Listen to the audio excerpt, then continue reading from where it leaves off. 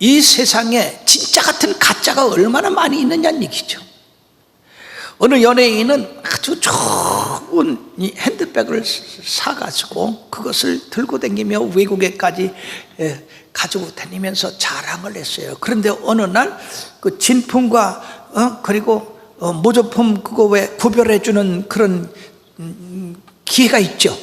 그때 아이고 내 핸드백이 얼마나 좋은지 한번 가져가야 되겠다. 아마 틀림없이 이게 진품에다가 값이 어마어마할 거다. 그러고 거기다 갖다가 줬어요. 그들이 그 전문가가 이렇게 보고 안을 살펴보고 그러더니요, 집어던지는 것 같이 하면서 이거 가짜입니다. 모조품이다 그 말이에요. 이 여인이 뒤로 넘어지려고 하더라고. 이게 실제 방송에 나온 거예요. 얼굴이 빨개져가지고 부끄러워서 짤짤 그렇게 자랑하고 뻐기다가. 사랑하는 여러분, 종교에도요 이런 가짜가 있습니다. 얼마나 많은 사람들이 가짜를 숭배하다가 나중에 그것이 진짜인 줄 알고 숭배하다가 가짜라고 하는 그런 결과가 났을 때 그 허무함이라는 건 어떻겠습니까? 무엇으로 보상하겠습니까? 바로 구원파 이 침례교회 유병원이가 교주가 됐던 그것. 여러분, 너 구원 받았어? 몰라. 너 못 받았어. 이렇게 해가지고 사람들을 미혹했던 이 구원파, 드디어 세월호로 말미암아 이게 가짜인 것이 드러날 때 그 구원파에 속했던 교회나 성도들이 얼마나 허무하겠습니까? 이런 일들이 세월마다 많아요. 전에는 박태선이가 그랬고 문선명이가 그랬고. 사랑하는 여러분들이요, 이러한 가짜 진짜를 구별할 줄 알아야 여러분들이 생을 속지 아니하고 참으로 보람 있는 생을 살아가게 될 줄로 믿습니다. 그러면 무엇으로서 우리들이 이 종교의 가짜 진짜를 구별하고 그리고 가짜에 속지 않는 그런 진품, 진리를 향해 살아갈 수가 있느냐? 그거는 그 기준이 성경입니다. 성경이 기준이에요. 성경이 이건 진짜다, 이건 가짜다 라고 이렇게 구별을 해줍니다. 이거는 거짓이다, 이거는 진리다, 이렇게 구별할 수 있는 그 기준이 성경입니다. 성경을 떠나서는 나와 여러분 온 세상 사람들이 어떤 것도 진리인지 어떤 것도 가짜인지 몰라요.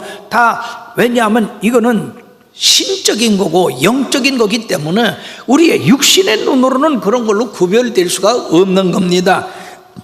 그러므로 사랑하는 여러분들이 성경에 기록된 말씀대로 믿어가는 건 진리고 생명이고 그거는 영생이지만은 성경에서 떠나서 오늘 말씀대로 성경의 말씀을 뺀다든지 성경 말씀에 없는 것을 더한다든지 이래가지고 가르치는 것은 가짜다 하는 것이에요.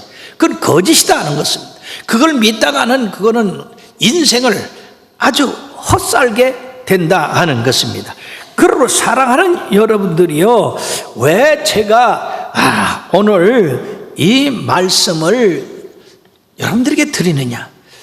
예수를 믿으면서도 어느 단체나 어느 교파 그런 데에 나는 열심히 다니는데 성경에 어긋난 그런 거짓을 가르치고 있는 종파가 있고 교단이 있고 교회가 있다. 믿는 사람들은 이런 일을 잘 몰라요. 전문가만이 이걸 구별할 줄 알고 성경을 잘 아는 사람만이 이 진짜 가짜를 가려낼 수가 있는 겁니다. 이단으로 가면서 이 성도들에게 거기는 이단이니까 가면 구원을 못 받는다 그러면은 나도 잘 알아요. 거기 가보니까 그 말씀도 괜찮던데요 이렇게 하고 있는 사람들, 참 어리석기 짝이 없는 사람들입니다. 우리가 예수 잘 믿는다고 믿다가 이후에 주님 앞에 가서 설 때에 내가 너를 모른다 그러면 여러분 어떻게 하시겠어요? 다시 세상으로 내려와서 시작하겠어요? 그럴 수는 없는 겁니다. 그때는 끝장나는 거예요. 그러니까 이 세상에서 우리들이 예수 잘 믿어야 돼요. 성경 말씀대로 믿어야 돼요. 성경에 있는 대로 우리들에게 나가야 됩니다. 그러므로 주님께서 우리들에게 이런 걸 경고를 했는데, 마태복음 7장 21절에서 23절에 보면 나더러 주여 주여 하는 자마다 다 천국에 들어갈 것이 아니요 다만 하늘에 계신 내 아버지의 뜻대로 행하는 자라야 들어가리라. 그 날에 많은 사람이 나더러 이르되 주여 주여 우리가 주의 이름으로 선지자 노릇하며 주의 이름으로 귀신을 쫓아내며 주의 이름으로 많은 권능을 행하지 아니하였나이까 하리니, 그때 내가 그들에게 밝히 말하되 내가 너희를 도무지 알지 못하니 불법을 행하는 자들아 내게서 떠나가라 하리라. 사랑하는 여러분, 여기 분명히 교회만 다닌다고 해서 어떤 직분을 맡기고 큰 일을 한다고 해서 주님 앞에 다 칭찬받고 사랑받고 상급받는 게 아니다는 것이에요. 어떤 사람에게는 참 교회에서 큰 일을 했는데도 불구하고 나는 널 모른다, 그럴 사람이 있다는 얘기예요. 만약 그렇게 되면 이거 큰일 아닙니까? 그러므로 주의 종도는 성도들에게 올바른 진리를 가르쳐야 되는데 그 기준이 성경이다 그 말이에요. 성경에서 없는 걸 가르치는 그런 사람이나 집단은 아무리 크고 사람들에게 훌륭하게 보여도 그거는 바로 주님의 말씀대로 나는 너를 모른다. 왜? 불법을 해갔기 때문에. 즉 성경에 없는 거를 가르치고 성경에 없는 거를 따랐기 때문에 내가 널 모른다고 그러는 겁니다.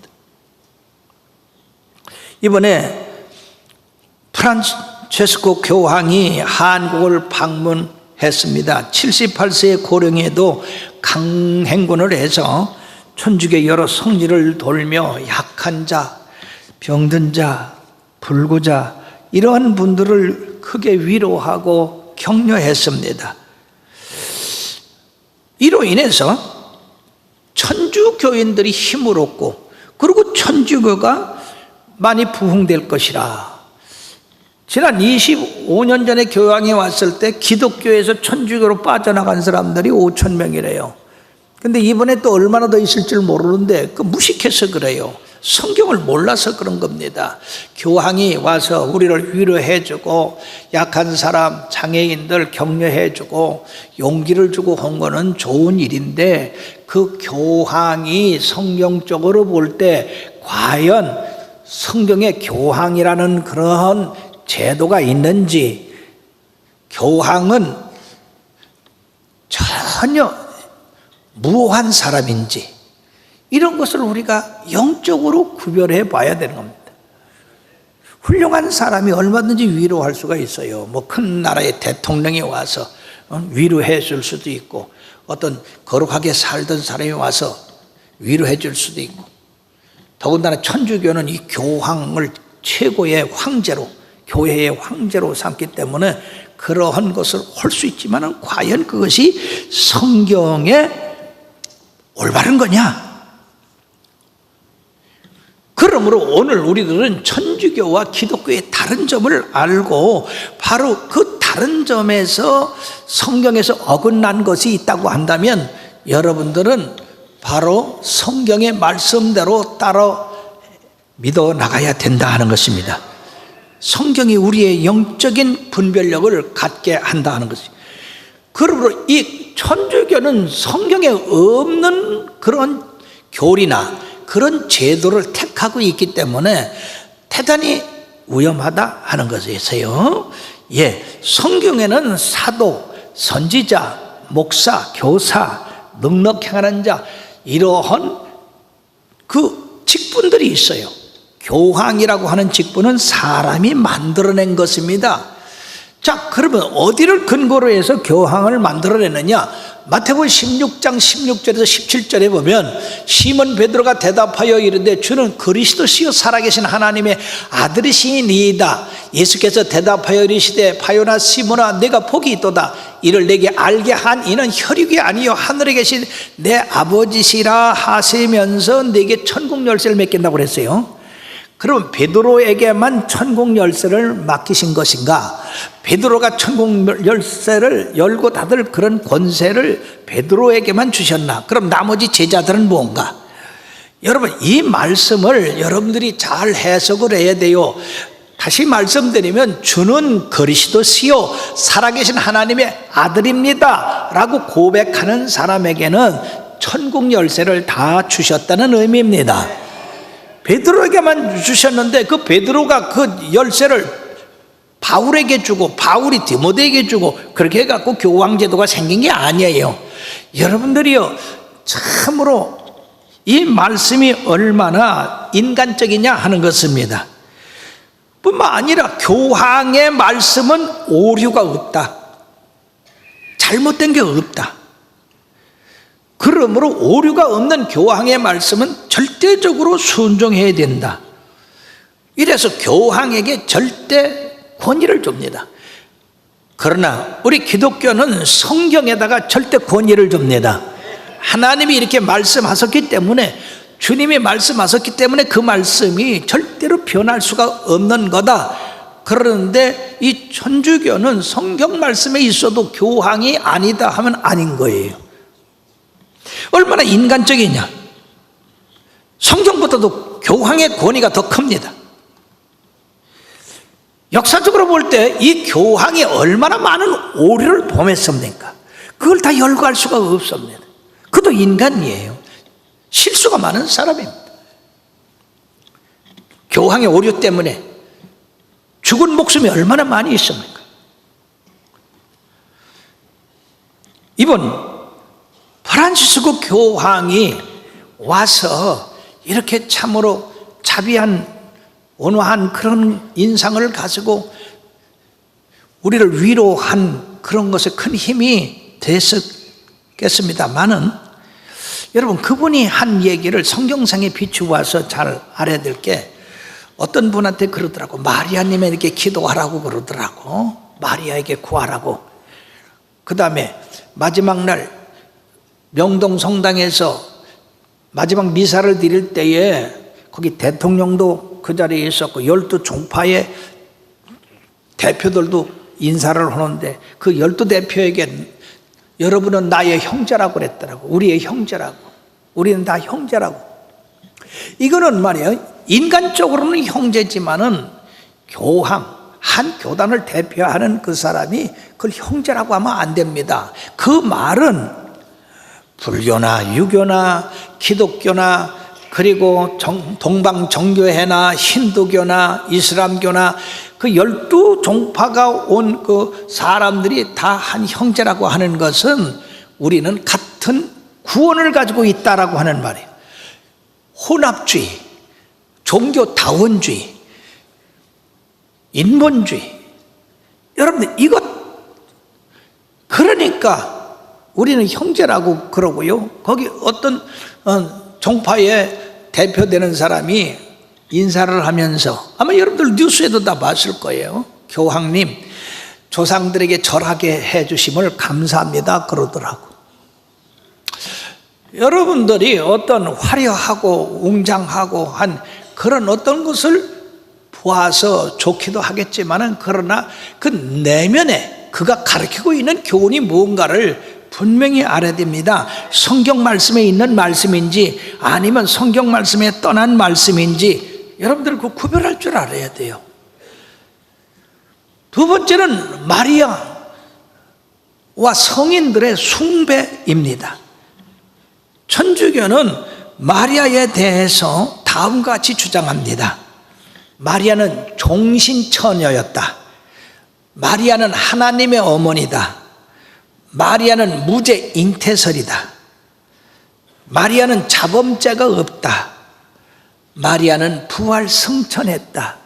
그래서 예수님과 동등하게 옆에 앉아 있다. 그 외에도 이번에 우리가 127명인가 얼마가 성인으로 추대가 됐는데 이 이야기는 그 사람 이름으로 기도하면 하나님이 들으신다는 얘기입니다. 그런데 그런 성인으로 추대된 사람이 각 나라에 얼마나 많이 있습니까? 기도하려면 이것저것 찾아가지고 하려면 얼마나 복잡하겠어요.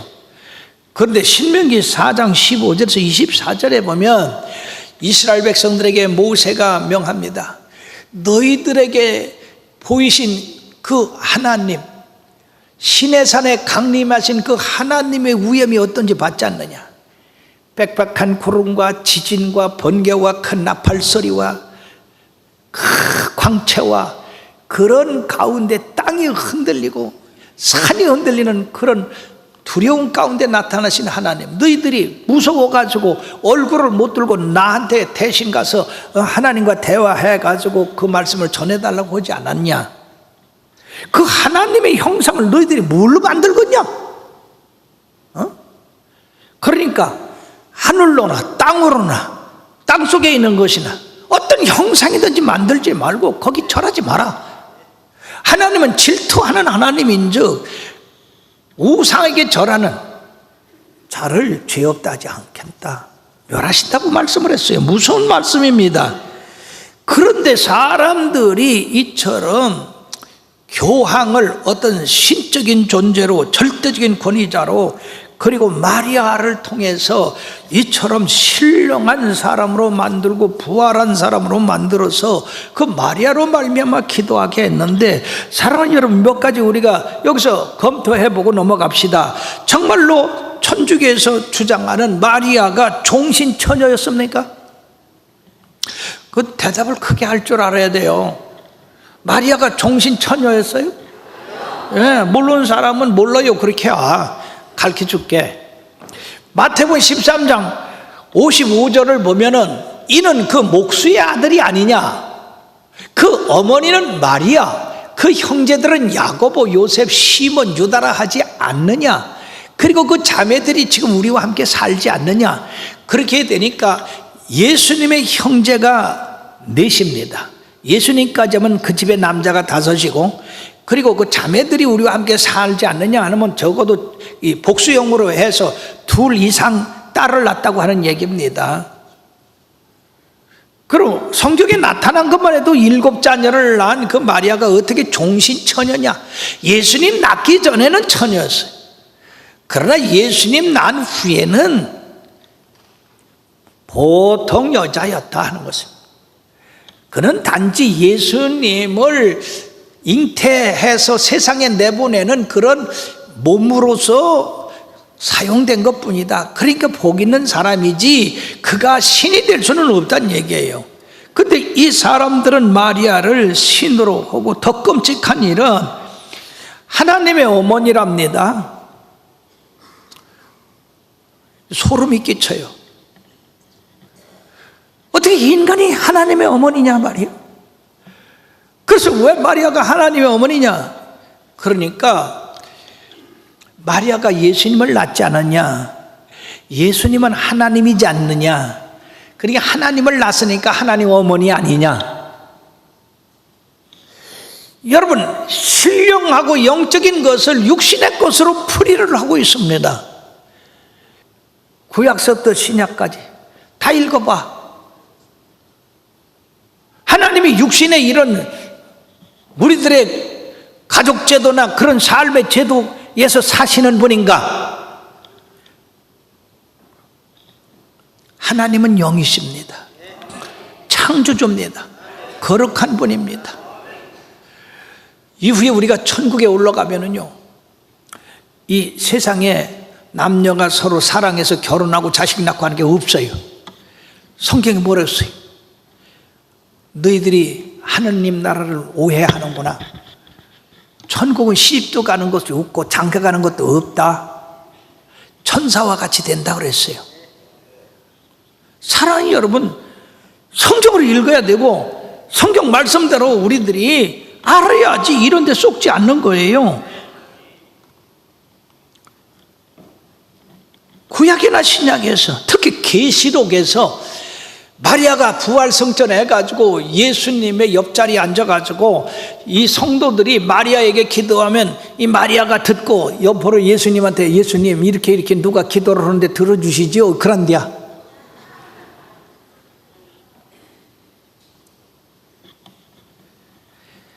기가 막힌 일입니다. 어떻게 인간을 하나님의 어머니로다가 추대를 해가지고 그렇게 성도들을 기만합니까? 그런데도 성도 성도들은요, 무지하고 목매해서 마리아한테 기도해요. 교황도 무지해서 마리아한테 기도하더라니까. 성경에 어디가 마리아가 부활하고 승천했다는 얘기 어디 있습니까? 막 그랬으면 성경에 어디 한 구석이라도 기록이 돼 있을 거 아니에요?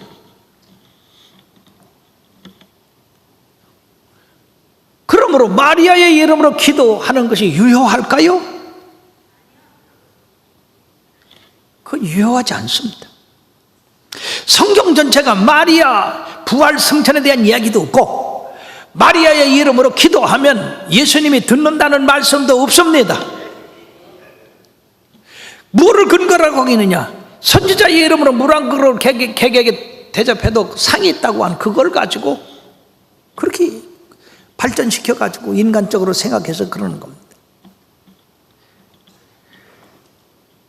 오직 예수 그리스도만이 우리의 구세주가 되고 예수 그리스도만이 바로 우리의 생명이 되고 우리의 기도의 응답이 되는 줄 믿습니다. 마리아가 여러분들이 죄인을 위해서 뭘 했습니까? 십자가를 달리기를 했습니까? 무슨 고난을 받기를 했습니까? 요한복음 14장 13절 14절을 읽어봅시다. 너희가 내 이름으로 무엇을 구하든지 내가 행하리니 이는 아버지로 하여금 아들로 말미암아 영광을 받으시게 하려 함이라.